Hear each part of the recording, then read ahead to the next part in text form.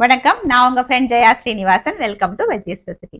இன்னைக்கு நம்ம veggies recipe கிச்சன்ல நல்ல டேஸ்டியான கொத்தவரங்காய் பொரிச்ச கூட்டு பண்ண போறோம். கொஞ்சம் டிஃபரெண்டான மெத்தட்ல பாசிப்பருப்பை யூஸ் பண்ணி நல்லா வறுத்து அரைச்சி வாசனையா சூப்பரா டேஸ்டா இருக்கும். நிறைய பேருக்கு வந்து கொத்தவரங்காய் வந்து அந்த அளவுக்கு பிடிக்காது, ஏன்னா அது கொஞ்சம் துவர்ப்பு டேஸ்ட் இருக்கிறதுனால. நம்ம இன்னைக்கு பண்ணக்கூடிய இந்த மெத்தட்ல கொத்தவரங்காயில அந்த துவர்ப்பு டேஸ்ட் இருக்கவே இருக்காது. இந்த கூட்டு வந்து அந்த அளவுக்கு நல்லா டேஸ்டா இருக்கும். நம்ம சாதத்துக்கு பிசைஞ்சு சாப்பிட்டாலும் சூப்பரா இருக்கும், இல்ல பருப்பு சாதத்துக்கு தொகையல் சாதத்துக்கு தொட்டு சாப்பிட்டாலும் ரொம்ப நல்லா இருக்கும்.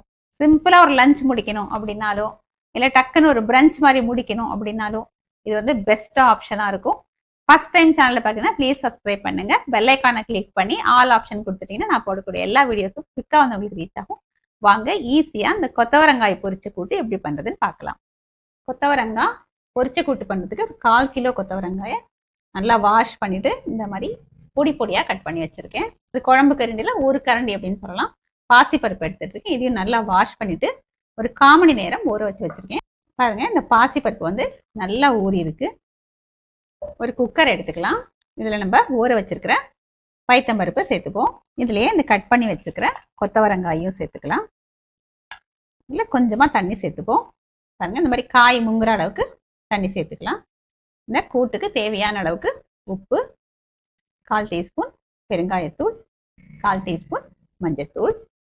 இப்போ குக்கர் மூடியை மூடிட்டு 3லேருந்து 4 விசில் வர வரைக்கும் நம்ம வேக வச்சு எடுத்துக்கலாம்.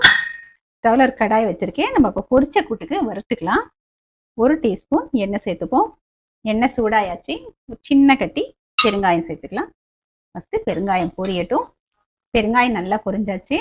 ஒரு 10 வெந்தயம், ஜாஸ்தி வேண்டாம், கொஞ்சமா வாசனைக்காக நம்ம சேர்த்துக்கலாம். 1 டீஸ்பூன் வெள்ளை உளுத்தம்பருப்பு, 1/2 டீஸ்பூன் மிளகு. காரத்துக்கு வந்து நான் ஒரு 4 மிளகாய் சேர்க்குறேன். ஆல்ரெடி கொஞ்சம் மிளகு வேற சேர்த்துருக்கோம். நீங்கள் உங்கள் காரத்துக்கு தகுந்த மாதிரி சேர்த்துக்கலாம்.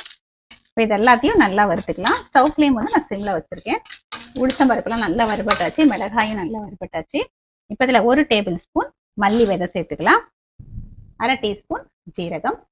இந்த அளவுக்கு வறுத்தா போதும், ஸ்டவ் ஆஃப் பண்ணிக்கலாம். இந்த கடாயில் இருக்கிற சூடே போதும்.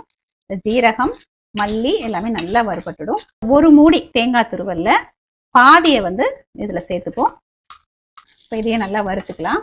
ஸ்டவ் ஆன் பண்ண வேண்டாம், இந்த கடாயோட சூடே போதும். இந்த தேங்காயில் இருக்கிற ஈரம் வந்து ட்ரையானா போதும்.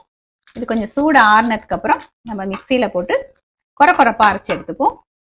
குக்கர் 4 விசில் வந்து ப்ரெஷர் ரிலீஸ் ஆயாச்சு. குக்கர் மூடியை திறந்துடலாம். பாருங்க, பாசி பருப்பும் கொத்தவரங்காயும் பர்ஃபெக்டா வெந்திருக்கு. சின்ன நெல்லிக்காய் அளவுக்கு புளியை ஊற வச்சிருந்தேன். அதில் புளி தண்ணி கரைச்சிருக்கேன், அது இதில் சேர்த்துக்கலாம். கொஞ்சமா கருவேப்பிலையை சேர்த்துருவோம். இந்த புளி தண்ணியோட பச்சை வாசனை போகட்டும். புளி தண்ணி கொதிச்சு நல்லா பச்சை வாசனை போயாச்சு. இப்போ நம்ம கூட்டுக்கு வந்து வறுத்து அரைச்சிருக்கோம் இல்லையா, இதை வந்து சேர்த்துக்கலாம். இப்போ நல்லா மிக்ஸ் பண்ணிடுவோம். மிக்சியில் வந்து கொஞ்சமா தண்ணி சேர்த்து கலக்கி இதுவும் சேர்த்துருவோம். இது இப்போ நல்லா கொதிக்கட்டும். டேஸ்ட் பண்ணி பாருங்க. உப்பு எதுவும் கம்மியாக இருந்தால் நம்ம இப்போ சேர்த்துக்கலாம். கன்சிஸ்டன்சி வந்து ரொம்ப திக்காக இருக்குது அப்படின்னா கொஞ்சம் தண்ணி அதிகமாகவே நம்ம சேர்த்துக்கலாம். இது இப்போ பாருங்க கரெக்டாக இருக்குது. இது கொஞ்சம் கொதிச்சு இன்னும் கொஞ்சம் திக்காகும். கொஞ்சமாக வெல்லம் சேர்த்துக்கலாம். வெல்லம் சேர்க்கறதுனால அந்த கொத்தவரங்காயில் ஒரு துவர்ப்பு டேஸ்ட் இருக்கும் இல்லையா, அதை எடுத்துரும். இப்போ கொத்தவரங்காய் பொரிச்ச கூட்டு நல்லா கொதிச்சாச்சு. இப்போ ஸ்டவ் ஆஃப் பண்ணிட்டு சர்விங் பவுலுக்கு நம்ம மாற்றிக்கலாம். இப்போ கூட்டுக்கு தாளிச்சிருவோம். நம்ம ஆல்ரெடி கூட்டுக்கு வறுத்தோம் இல்லையா, அதே கடாய் தான் வச்சுருக்கேன். 1 டேபிள் ஸ்பூன் எண்ணெய் சேர்த்துக்கலாம். எண்ணெய் சூடாயாச்சு. 1 டீஸ்பூன் கடுகு சேர்த்துக்கலாம். கடுகு வெடிச்சதும் 1 டீஸ்பூன் உளுத்தம்பருப்பு சேர்த்துக்கலாம். 1/4 டீஸ்பூன் பெருங்காயத்தூள், கொஞ்சம் கருவேப்பிலை, 1/4 டீஸ்பூன் ஜீரகம், தேங்காய் துருவல். தேங்காய் துருவலை கொஞ்சம் நல்லா இந்த எண்ணெயிலேயே ஃப்ரை பண்ணிப்போம். தேங்காயும் நல்லா ஃப்ரை பண்ணியாச்சு.